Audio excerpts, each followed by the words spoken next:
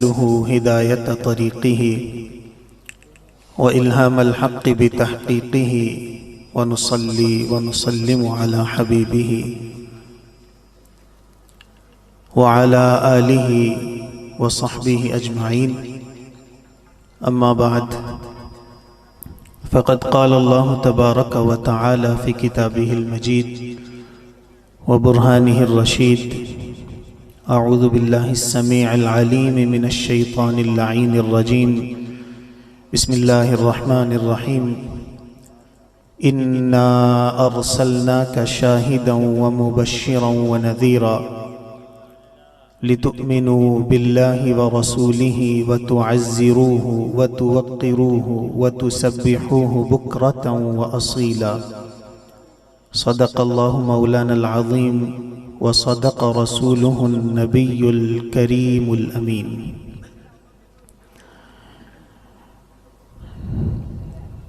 جتنے بھی احباب اسٹیج پر بیٹھے ہیں اور اسٹیج سے نیچے پنڈال میں تشریف فرما ہیں، اور جہاں تک اس ناچیز کی آواز پہنچ رہی ہے، سب سماعتوں کو سلام محبت پیش کرتا ہوں۔ چند منٹ کی حاضری ہے۔ ہم چونکہ مدارس میں پڑھانے والے لوگ ہیں، زیادہ شعلہ بیانی نہیں، بس چند ایک ایسی باتیں جن سے میرا اور آپ کا بھلا ہو جائے، پیغام ہے صرف۔ سید عالم صلی اللہ علیہ وآلہ وسلم اللہ تعالیٰ کی نعمت ہیں، ایسا ہے کہ نہیں؟ ساری مانتے ہیں۔ حضور ایسی نعمت ہیں کہ اللہ تعالیٰ نے انسان کو، بلکہ انسانیت کو، جتنی بھی نعمتیں عطا فرمائی ہیں، کسی کے بارے میں یہ نہیں فرمایا کہ یہ نعمت دی تو میں نے تم پر احسان کیا، لیکن سرور عالم صلی اللہ علیہ وآلہ وسلم ایسی نعمت ہیں کہ جب اللہ تعالیٰ نے حضور کو مسلمانوں کے درمیان، انسانوں کے درمیان بھیجا اور ان کو اسلام کا شرف بخشا، تو اللہ نے فرمایا میں نے اپنی یہ نعمت دے کر تم پر احسان فرمایا ہے۔ نعمت باقی کیسے رہتی ہے؟ اگر نعمتوں کے حقوق ادا کرتے رہیں تو نعمتیں باقی رہتی ہیں، نعمتوں کی قدر نہ کی جائے، ان کے حقوق ادا نہ کیے جائیں تو نعمتیں چھن جایا کرتی ہیں۔ سید کائنات صلی اللہ علیہ وآلہ وسلم چونکہ اللہ تعالیٰ کی ایک نعمت ہیں، آپ کے بھی کچھ حقوق ہیں جو اس امت کے ذمہ لازم ہیں۔ مثلا حضور سے محبت کرنا یہ حضور کا حق ہے، حضور سے پیار کرنا یہ حضور کا حق ہے، حضور پر ایمان لانا یہ حضور کا حق ہے، سید عالم صلی اللہ علیہ وآلہ وسلم پر درودوں کے تحفے نچھاور کرنا یہ حضور کا حق ہے، سید عالم صلی اللہ علیہ وآلہ وسلم کی بارگاہ میں سلاموں کے تحفے بھیجنا یہ حضور کا حق ہے، حضور کی تعظیم کرنا یہ حضور کا حق ہے، حضور کا ادب کرنا یہ حضور کا حق ہے، حضور کا دفاع کرنا بھی حضور کا حق ہے۔ یہ حق جو ہے نا دفاع والا، اس دفاع کے حق کے متعلق ایک دو باتیں اور اس کے بعد ہماری ذمہ داری کیا بنتی ہے اس پہ میں آپ کے گوش گزار چند باتیں کروں گا۔ سید عالم صلی اللہ علیہ وآلہ وسلم کا دفاع کرنا کیوں ضروری ہے جی؟ کبھی سوچیں، کسی جگہ پہ حضور علیہ السلام کے خلاف ہرزہ سرائی ہوتی ہے تو مسلمان کا سینہ پھٹتا کیوں ہے؟ کوئی بندہ سرور عالم صلی اللہ علیہ وآلہ وسلم کے خلاف زبانیں تان دراز کرتا ہے تو یہ پھولوں جیسا سینہ संगलाख पहाड़ों से टकरा क्यों जाता है।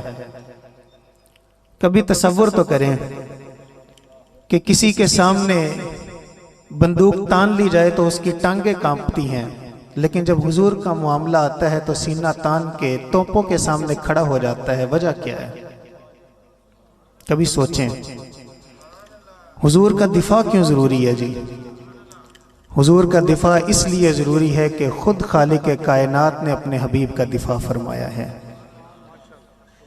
खुद खालिक कायनात ने अपने हबीब का दिफा फरमाया। सैयद कायनात सल्लल्लाहु अलैहि वसल्लम हरम शरीफ में अपने रब के हुजूर सजदे करके बाबे बनी सहम से निकल रहे हैं। आस बिन वाइल सहमी दरवाजे पर हरम के हुजूर अलैहिस्सलातु वस्सलाम से उलझ पड़ता है, हुजूर को ताने देता है, और फिर हुजूर अलैहिस्सलातु वस्सलाम से हटकर जब कुरैशियों के पास जाता है, सरदारों के पास जाता है, तो उनसे जाकर हुजूर के बारे में कहता है कि ये मोहम्मद सल्लल्लाहु अलैहि वसल्लम ये ऐसी शख्सियत हैं कि जिनका तो नाम लेवा ही कोई नहीं बचा। हुजूर के साहबजादे करीबी अभी फोत हुए थे, तो उसने कहा ये नस्ल कटे हैं, नाउज़ बिल्लाह मिन ज़ालिक। तो जब उसने ये कहा ना कि ये नस्ल कटे हैं, नाउज़ बिल्लाह मिन ज़ालिक, तो अल्लाह ताला ने कुरान में पूरी सूरत नाजिल फरमाई, जिसको सूरतुल कौसर कहते हैं। अल्लाह ने अपने हबीब की धाड़स बंधाई और फरमाया, हबीब इन्ना आतैना कल कौसर।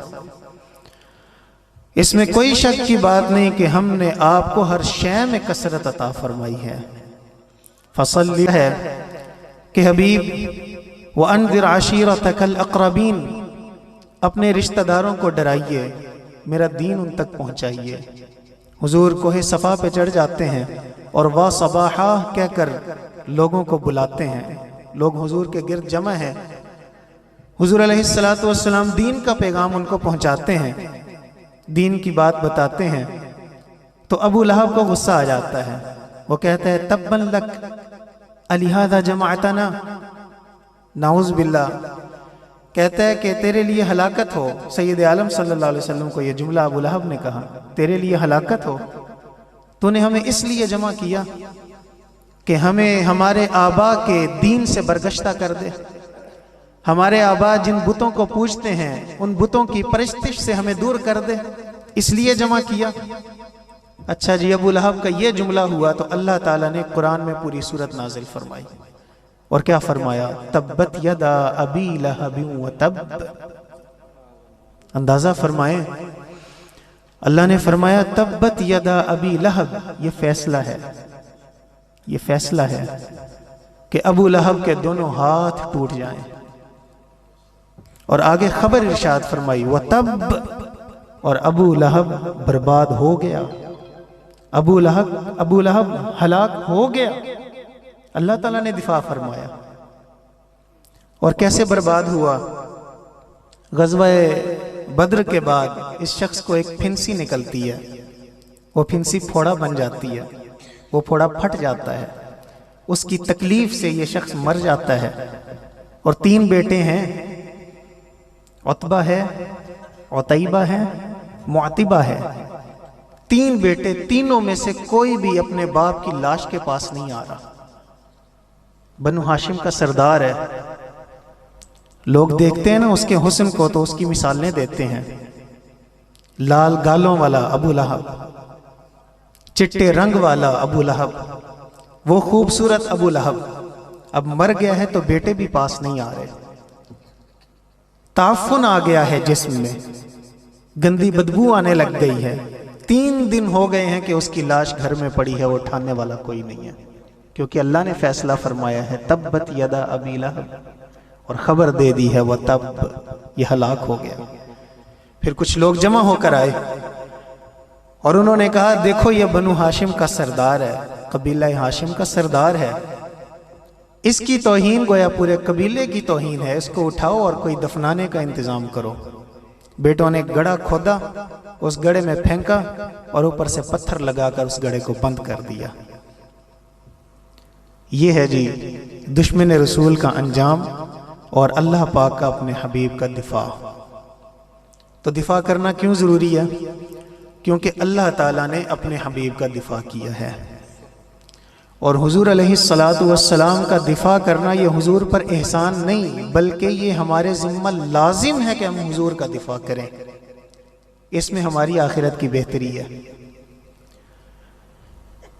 یہ دو مثالیں، ویسے تو کئی مقامات ہیں قرآن کے اندر کہ اللہ تعالیٰ نے اپنے حبیب کا دفاع فرمایا ہے۔ بحیثیت امت مسلمہ ہماری ذمہ داری کیا بنتی ہے؟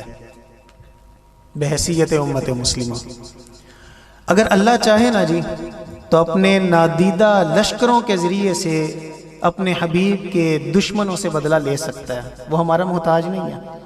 اس کے نادیدہ لشکر ہیں، وہ ان کو بھیج دے، وہ اپنے حبیب کے دشمنوں سے بدلہ لے لے۔ لیکن بحیثیت امت مسلمہ ہمیں اپنے کردار کو دیکھنا چاہیے، ہمیں اپنے اخلاق کو دیکھنا چاہیے کہ ہم اپنے کردار کے حوالے سے اور اپنے اخلاق کے حوالے سے کس جگہ پہ کھڑے ہیں۔ ہم کس جگہ پہ کھڑے ہیں کہ سید عالم صلی اللہ علیہ وآلہ وسلم کی شان اقدس میں ہرزہ سرائی ہوتی ہے اور ہمارا لہو تک نہیں کھولتا؟ کم از کم اتنا تو ہونا کہ ہمارا لہو کھولے۔ اور دوسری بحیثیت امت مسلمہ ہمیں چاہیے کہ ہم اپنی اولاد کی تربیت کریں جی، اس حوالے سے اپنی اولاد کو بتائیں کہ سید عالم صلی اللہ علیہ وسلم کی ذات کیا حیثیت رکھتی ہے ایک مسلمان کے لیے۔ آپ یقین جانیے، میں اپنی گفتگو بالکل ختم کر رہا ہوں، آپ یقین جانیے ہمارے بچوں کو نہیں پتا کہ ہمارے حضور کون ہے۔ سچ جانیے ہمارے بچوں کو نہیں پتا کہ ہمارے حضور کون ہے۔ آپ یقین جانیے حضور تو وہ ہیں، محمد جان عالم ہیں، رسالت ہو تو ایسی ہو۔ محمد جان عالم ہیں، رسالت ہو تو ایسی ہو، کیا حق سے ہمیں واصل نبوت ہو تو ایسی ہو۔ حضور ایسے ہیں کہ اگر حضور کے بنا ہمارے قدم اٹھیں تو ہمارے قدم بھی گناہ گار ہیں، حضور کے بنا ہمارے ہاتھ چلیں تو ہمارے ہاتھ بھی گناہ گار ہیں، حضور کے بنا ہماری سانسیں بھی نکلے تو سانسیں بھی گناہ گار ہیں، حضور کے بنا ہمارا دل بھی دھڑکے تو ہمارا دل گناہ گار ہے۔ اور اگر ہمارے دل حضور کا ٹھکانہ نہیں ہے، ہمارے دلوں میں حضور نہیں ہے، تو ہمارے وجود بھی مے معنی ہے۔ اللہ تعالیٰ مجھے آپ کو حضور کی محبت نصیب فرمائے۔